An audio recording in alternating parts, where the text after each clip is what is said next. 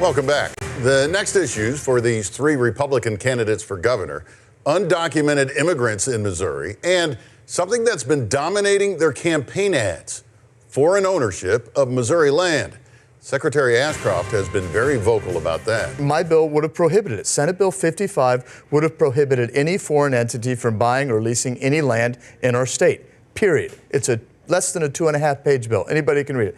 House Bill 903 would have prohibited China and 4 or 5 other adversaries of our country from buying any land in our state, agricultural or otherwise. I'm the only person in this race who has stood with the governor in signing an executive order to ban foreign ownership of land within a military base. Chinese-made deadly fentanyl coming across our border is out of control, and we're going to take actions on that. If you're a fentanyl dealer that causes a fatality in Missouri, you're going to be charged with murder. We're going to declare an invasion for what it's exactly what it is under Article 4 of the Missouri Constitution. That's going to empower me as the governor of this state to activate the Highway Patrol, the National Guard, and every sheriff in this state to detain and deport every single one of them. I'm the only candidate that's talking about passing a constitutional amendment that would require current foreign owners of Missouri farmland to divest or transfer or sell that land back to American hands within 2 years of the passage of the amendment.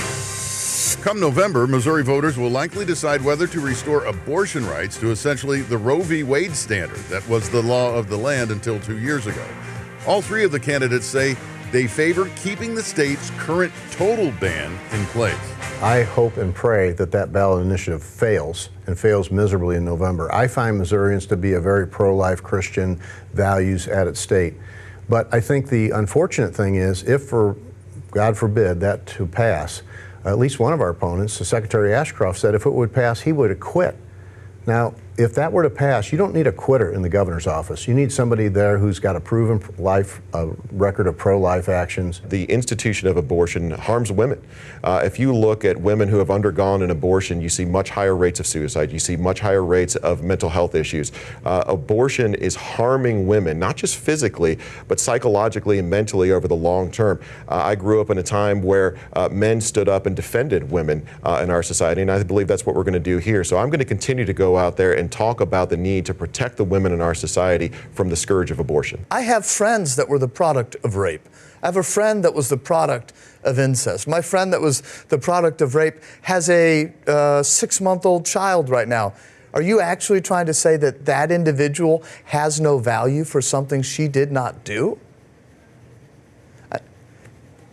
No, we should protect all life. Now, I would love it if we could just get beyond the abortion debate, say that we're going to protect all life, and then focus all our energies on making sure that every mother in the state of Missouri that may go through a difficult time knows that there are resources, knows that she has support, and knows that her future is bright no matter what she's going through.